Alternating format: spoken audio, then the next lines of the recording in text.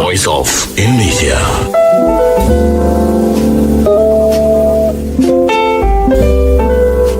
Well, listeners, wherever you are, now here in our studio we have the Deputy Head of Mission of Pakistani Embassy in Jakarta, His Excellency Mr. Muhammad Faisal Fayyad. How are you, Mr. Faisal? Thank you so much. I am absolutely fine. Thank you so much for having me here. And today we will have a conversation. I have an interesting conversation on the two countries' cooperation. And before we start this, I would like to congratulate the government and the people of Pakistan for their National Day, August 14. It means 1947, so it should be the 76th anniversary for this year. Yes, that's right. Thank you so much for the congratulation message.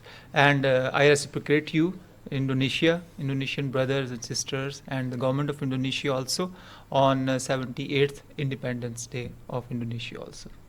Yes, Mr. Faisal, as we know that Indonesia, Pakistan, and also Bangladesh are three countries with the most densely populated Muslim country in the world. And then, as we know that the Kingdom of Arab Saudi, or Saudi Arabia, already gave rewards for cooperation in the process of serving pilgrims. So how do you see this appreciation?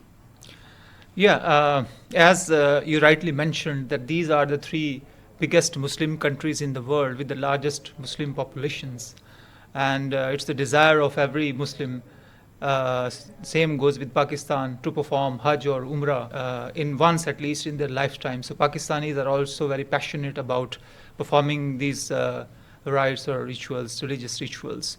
So Pakistan in that regard, Pakistanis also especially, they hold special regard to Saudi Arabia. They give high importance to Saudi Arabia being the birthplace of Islam. Pakistan on political governmental level, we have excellent relations. We have strategic relation with Saudi Arabia which date back to our independence in 1947. The relationship is spread across various sectors, across various areas, from political, economic, cultural to people contacts.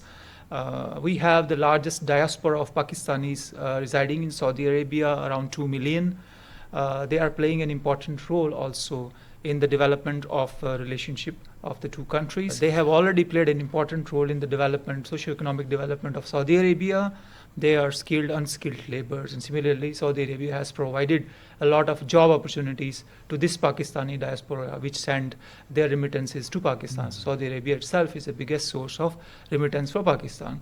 So the relationship is two ways. I mean, both of the countries share all these regards and respect for each other.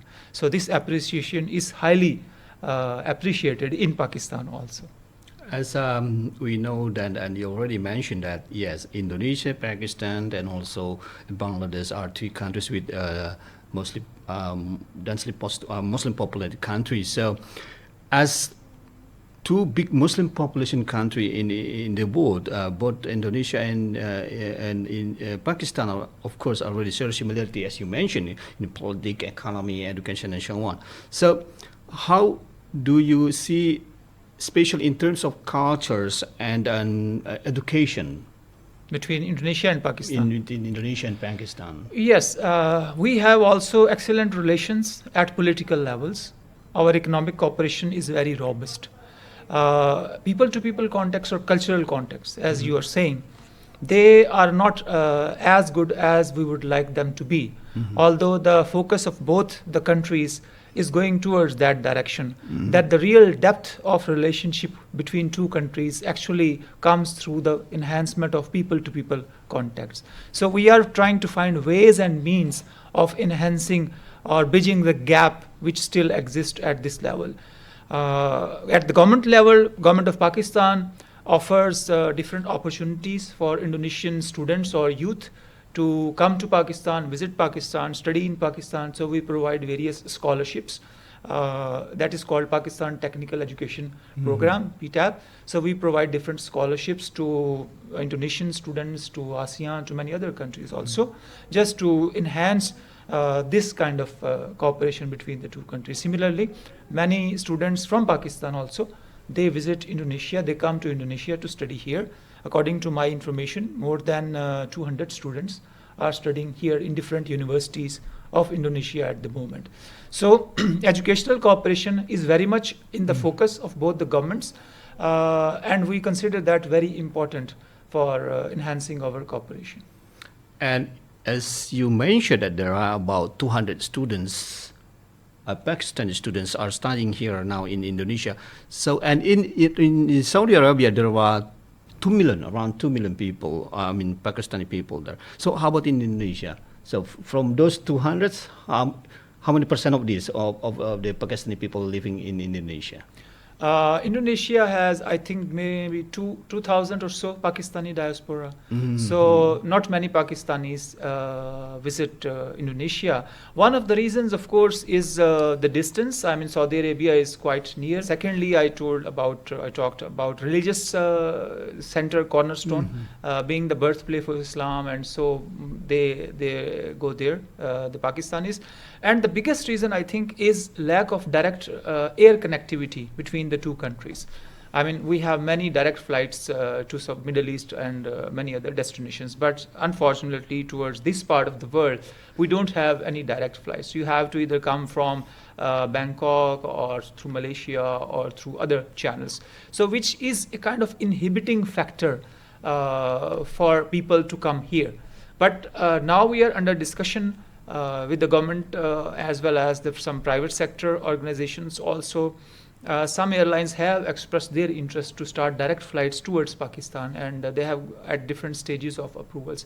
So we hope that once this gap is filled, the people will be more interested in coming directly to Indonesia also. So you will see more people coming to Indonesia once direct flight starts. Okay, hope this direct flight will realize soon. Yeah. Yes, Mr. Faisal, as we know that last month the French Secretary of the Pakistan, Asad Majid Khan, expressed his interest in establishing maritime cooperation with Indonesia, particularly in the blue economy and fisheries sectors. So how does the government of Pakistan actually see the potential that exists in Indonesia, and how can this potential become an opportunity for cooperation between the two countries? Yeah, absolutely. Our Vice Minister, Dr. Asad Majid Khan, he visited Indonesia, and he rightly mentioned about the potential of blue economy.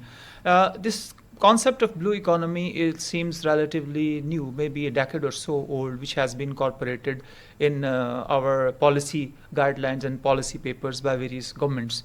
Even the UN has recognized in one of its SDG goals, preservation of life underwater. So they have also recognized as one of the SDG goal to preserve life under oceans or in the waters. So it has different definitions. To me, it's quite simple. I mean, using the oceanic resources in a responsible way, in a sustainable way, which is environmental friendly and not put the life of marine creatures in danger.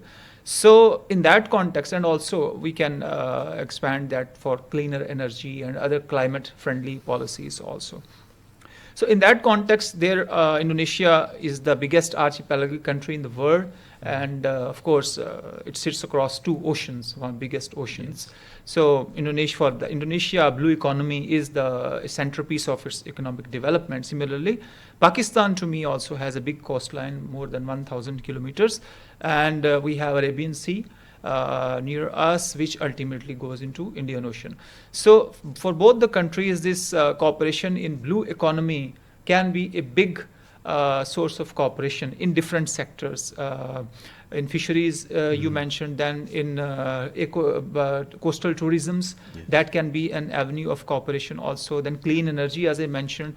Then we both are developing countries. We are not like developed countries. So we can learn from each other's best practices and research and technological know-how of how Indonesia is doing and how Pakistan is doing, and then we can cooperate in this regard.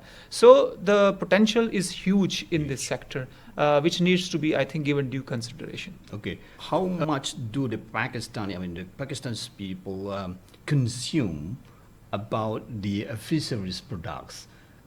because I have never been there to Pakistan, but as long as I know that the people of Pakistan and some countries in the South Asia consume more about meat than fish. Yeah. Yeah, that's right.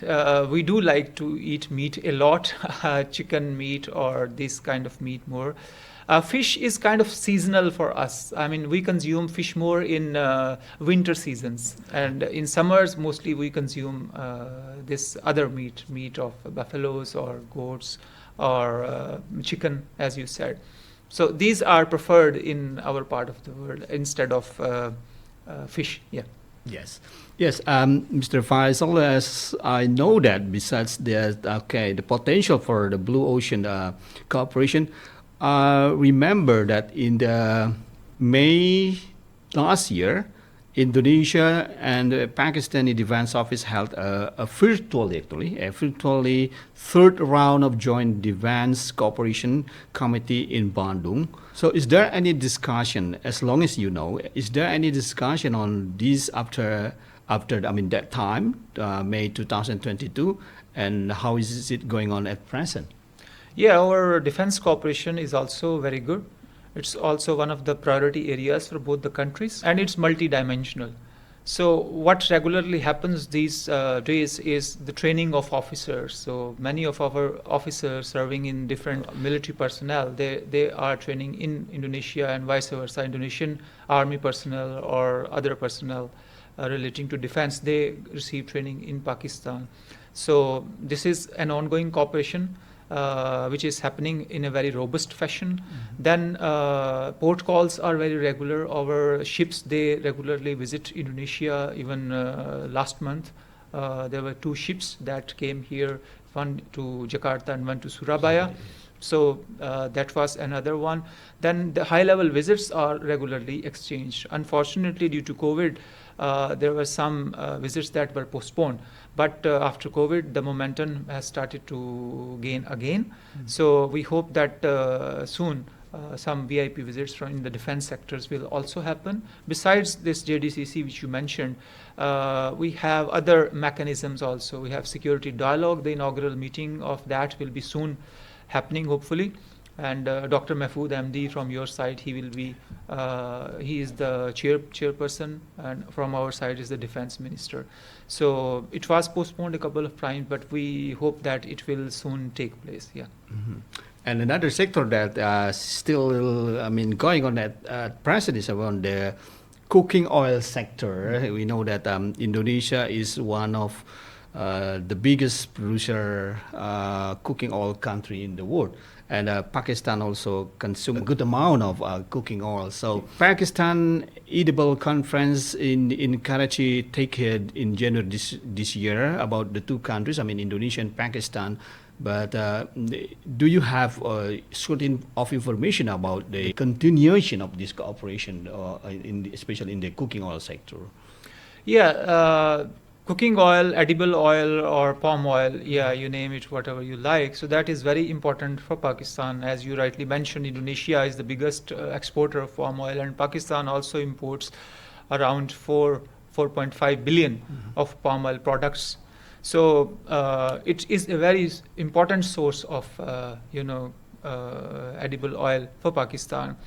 Last year, when there was a ban by Indonesia on the export of palm oil, so much effort was done on the part of our leadership, and after discussion with the President Joko Widodo also, then relevant ministers here in Indonesia, so the ban was lifted, and the resumption of the palm oil export was done.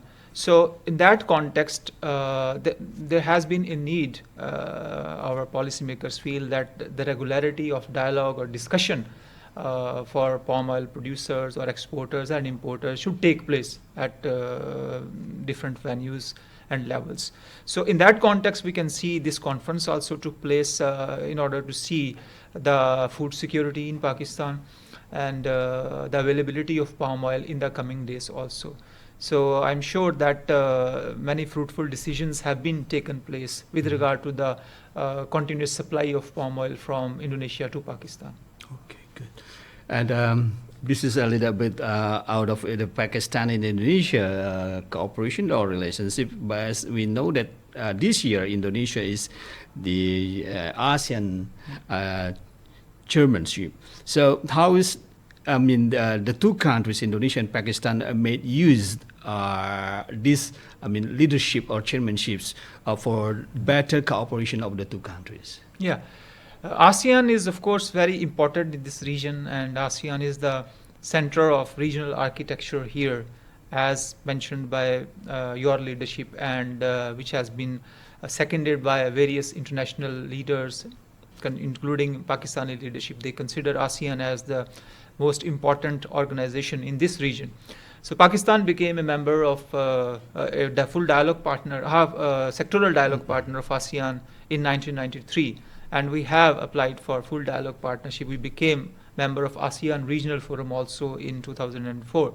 So we have been endeavoring to enhance our cooperation with ASEAN because it has been so important in this region.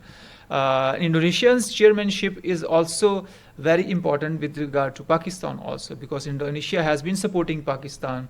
It has supported Pakistan for full sectoral dialogue partnership and its membership of the ASEAN Regional Forum. So we are looking forward towards Indonesia's support with regard to Pakistan's bid for the full dialogue partnership. And Indonesia has proven its leadership credentials in, for example, last year in G20, how successfully the summit was conducted despite the difficulties faced in the context of geopolitical developments last year in the aftermath of Ukraine-Russia crisis. So Indonesia's leadership skill has been very important in ASEAN to sail this organization through more successful waters, especially the crisis in the form of Myanmar it faces right now. So we believe that that crisis will be resolved soon. So in that context, Pakistan gives high importance to ASEAN and Indonesia's leadership of ASEAN. I would like once again to say congratulations for the government and people of Pakistan for their 76th anniversary of independence. And since we have a lot of listeners in Pakistan, they are in one group, they call it Pakistani Listeners Club. Okay, right. So would you say something to our listeners in Pakistan through this program, Mr. Faisal? Thank you very much for providing this opportunity, and to all my Pakistani compatriots, I would just say many happy Independence Day, and I wish you all the best and a life full of happiness, prosperity and good health. Thank you. Well, listeners and viewers of Voice of Indonesia, that was my very interesting conversation with His Excellency Muhammad Faisal Fayaz, the Deputy Head of Mission of Pakistani Embassy in Jakarta, regarding the Pakistani 76th anniversary of independence. I'm Daulat Pane, and see you next time. Voice of Indonesia.